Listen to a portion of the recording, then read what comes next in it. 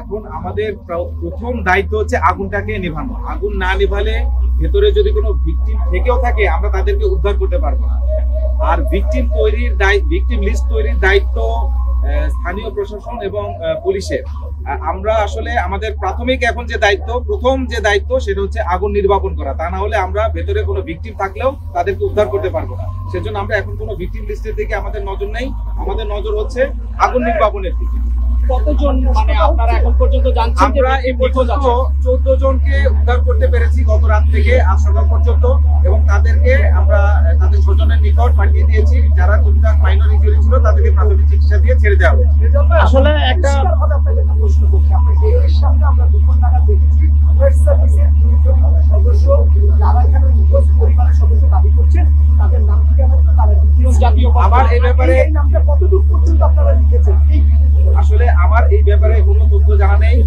আপনারা যদি এইভাবে কাউকে লিখতে দেখে থাকেন তাহলে তাকে প্রশ্ন করতে পারেন, বাট আমার এরকম কোনো আমরা এখনো তথ্য পাইনি যে কারো ভিকটিম লিস্ট করা হচ্ছে বা এরকম করা হয়েছে। এটা দায়িত্ব, আমি আবারও বলছি, এটা দায়িত্ব লোকাল প্রশাসন এবং পুলিশ বাহিনীর।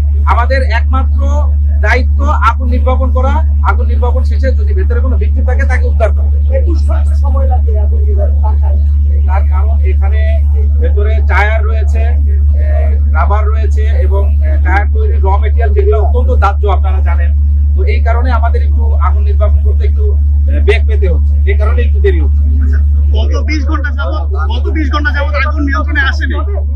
অবশ্যই তদন্ত কমিটি হবে কি কারণে আগুন লেগেছিল এবং কতটুকু ক্ষয়ক্ষতির পরিমাণ, এগুলো নিরূপণের জন্য অবশ্যই একটা তদন্ত কমিটি হবে এবং তদন্ত সাপেক্ষে আপনাদেরকে ক্ষয়ক্ষতির পরিমাণ পরবর্তীতে জানাতে পারবো। আচ্ছা, গত 20 ঘন্টা যাবত এই ভবনটিতে আগুন জ্বলছে, ভবনটি আসলে ঝুঁকিপূর্ণ কিনা বা ধসে পড়ার কোনো খুব সুন্দর প্রশ্ন করেছেন। ভবনটি এখন অত্যন্ত ঝুঁকিপূর্ণ এবং এখানে আমরা দেখতে পাচ্ছি যে পাশের যে প্লাস্টার এবং ইটের দেয়াল ওটা ভেঙে ভেঙে পড়ছে, ইটগুলো আস্তে আস্তে খসে খসে পড়ছে। তো আমরা স্থানীয় জনসাধারণকে আপনাদের মাধ্যমে অনুরোধ জানাবো এই ভবনের আশেপাশে না থাকার জন্য। অধিকন্তু এই ভবনের আশেপাশে অন্যান্য ভবনে বেশ কিছু কেমিক্যাল, দাহ্য পদার্থ, কেমিক্যাল এবং বিস্ফোরক টাইপের কেমিক্যাল থাকার সম্ভাবনা রয়েছে। আমরা এখনো এখানে যেহেতু দায়িত্বশীল কাউকে পাইনি, আমরা কি টাইপের কেমিক্যাল বা দাহ্য পদার্থ থাকতে পারে সেটা এখনো আইডেন্টিফাই করতে পারিনি।